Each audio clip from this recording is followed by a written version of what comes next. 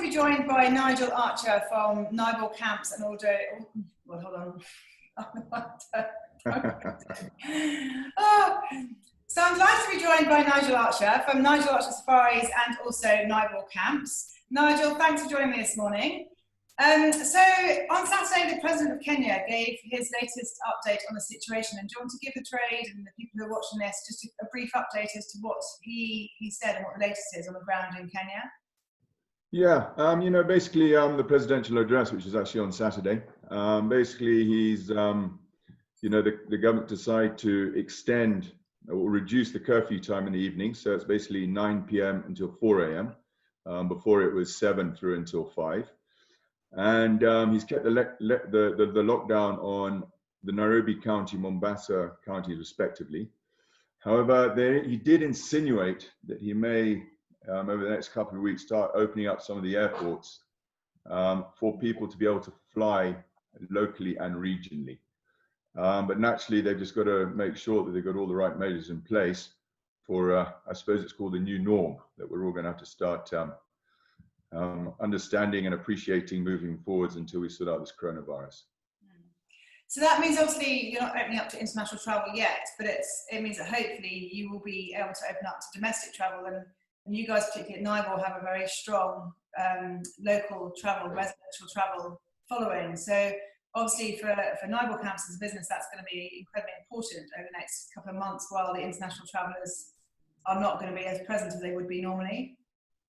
Yeah, no, it is. It's very, very important to us. It's always been our bread and butter. We've always been very popular, amongst the local resident crowd. Yeah, we had a whole bunch of bookings for this month actually, but sadly, we're going to have to hold those off until, hopefully if they decide to reopen properly, in July. But then again, they might open up some flights locally. So of course, that's going to be a huge support for us. And so we just look forward to a positive decision over the next week or so. So tell us what's happening actually at the camp at the moment and actually on the ground, and your staff as well. What's happening with your staff? Yeah, well, basically what we've done with our staff, I mean, we've got all of our permanent staff, they're still on the payroll. Of course, we don't need all of them in the camp. So what we've done is we've kept some, crucial people in camp, such as maintenance people, tent people, just to make sure all the tents are cleaned regularly. And also a grounds person, just to make sure the place doesn't get totally overgrown. We've got a mechanic, he's tinkering around with all the vehicles, just making sure they're in tip-top condition for when we do reopen. And as with all the other staff, just making sure the camp is in a really good state for when we do actually open up for initially residents, and then hopefully international guests a little bit later on in the year. And also what's great, obviously, about having the local residents coming down is just keeping the staff motivated, I suppose. And I know you were saying earlier about the new processes you put in place in light of COVID-19 and new practices. And obviously that's going to be, you say, the new norm for the staff. So then being able to welcome resident guests initially will give them the opportunity to start practicing with these new norms, won't it? Oh no, absolutely. And in fact, our general manager, Holly Brown, she used to be an infectious disease nurse. So, she's really on top of what needs to be done. We've looked through what WHO are recommending, World Health Organization, and also what the government here is stipulating. And what we'll do is we'll just, have a look at everything that what we need to do. We don't want people sort of having the feeling they're walking into a hospital. But unfortunately be as clean as a hospital. But we just want people to feel that they can also come and relax, because they actually, they're coming on holiday. So we just got to get a really good balance as to how we actually achieve this. No, totally. And with Naibor, with, obviously the size of it, only seven tents of the main Naibor is, and they're very spread apart. Again, like so many different safari operations, you are naturally practicing socially distancing, aren't you? And what about in terms of vehicles? How will you offer that to the guests? Will they be able to have their own exclusive use vehicle? Yeah, because we're not going to have huge numbers of people, we can't envisage initially. But the new norm is going to be a maximum of 4 people per vehicle. So we've got 6-seater vehicles. So there's going to be 4 people, which gives them plenty of space in between and behind or in front of each other.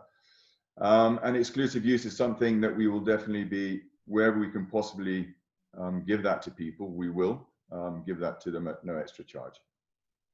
And your Nigel Archer seasonal camp, which you launched last year, is an exclusive use camp, isn't it? About 15 minutes drive south of Naibor, so right in the heart of the reserve. And that, because it's exclusive use, is going to be perfect for guests who want to maybe come and bring their whole family or come with a group of friends and actually have that kind of very private experience. Can you tell us a little bit more about that? Yeah, no, absolutely. So basically what it is, it's a mobile camp that we're putting in seasonally. But you've got to remember, we do also mobile camps throughout the whole of Kenya. So people can actually come out with us and go to Samburu, they can go to Meru, they can go to Nakuru, Aberdare, whatever, in another of our units, which they can take exclusively. And, you know, we'll give exclusivity from any, 4 people plus, and we'll quote accordingly for that. But the great thing about this camp is, it's going to have all of the, all of the sort of COVID-19 systems put in place. So it's going to be just like any other camp or hotel or lodge. But the thing is, it's just going to be your group. So, you can just feel safe that you're actually just with your own people, and the chance of you being contaminated by other people is going to be very unlikely. Now, also what we're doing here in Kenya, all of our staff, they're all being tested for COVID. So they basically get tested, and they get tested actually in the bush. So they're going to be based in the Mara. They get tested in either Sekanani or Talik or Aitong or Marienta. And they go in us knowing that they're actually negative. So people don't have to worry about that. That's amazing. How often do those tests take place then? Those tests, you can get a test wherever, actually, anytime now. They're actually just starting to introduce them into the Mara, getting ready, for the resident market coming in sort of over the migration period. So yeah, that's all going to be in place. I mean, our staff, for instance, they've been there since March, so we know they've got no COVID-19. So we know that core, the core staff that we've actually got in camp, they're definitely COVID negative. Gosh, that's amazing. It sounds like you're much more organised than we are in the UK. It sounds like Kenya is a safer place to be than it is than the UK currently is. Oh no, 150%. And I don't know what's going to happen for international travellers, whether they're going to have to get tested before they actually fly to Kenya. I think that's going to be more of a World Health Organization type issue or a global thing that people need to address. But I think that would be a good thing to do. If you want to come and travel to a country that's managed to control its COVID-19 cases, I think it'd be a responsible thing for people to do. Get tested before they come. Yeah, well, certainly. I mean, I know certain airlines are doing that already. Like Emirates, for example, they're testing people before they go on the plane. That would be, in an ideal world, the perfect thing to do. I'm not 100% confident about the UK being able to deliver, judging by the current situation, but you hope. And the other thing is, things are moving so fast, aren't they? Like literally week by week, things are changing. So hopefully, fingers crossed, by the time the skies reopen up and we are able to travel, that we do have these systems in place, because certainly it sounds like Kenya would be a very safe place to be with your testing and your remoteness, and the fact that the staff are definitely, as you say, COVID negative is amazing. Yeah, no, 150%. And if everybody does get tested before they fly out here, those airplanes are going to be about as safe a place as you want to be in. And then you come out here and those systems are in place. I mean, it's if you want to go on holiday, I think the African bush, the open air, is definitely the place to be.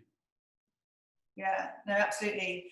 And finally, do you want to say a quick message to those people who are watching this film this afternoon? Basically, I'd just like to thank all of you for your support from the past. We're all in this together, and we're going to do our best to give your guests, the best possible holiday with the new norm in place. Unfortunately, this is the new norm. And, you come to our, game reserves or national parks, there's no better time to come. There's going to be very, very few other people around, which is fantastic. And, the animals now, they've been undisturbed basically since mid-March. So, there's going to be very little disturbance now until, probably the beginning of July. So, for you who want to come out and see the migration, there's no better time to come and see it. And also the animals are going to be they're going to be a lot calmer. They've had no vehicle, I wouldn't call it harassment, but, vehicle interference for a long period of time. And yeah, I don't think of any better time to come than now. I mean, it's going to be off the charts. I can't wait to get back out there.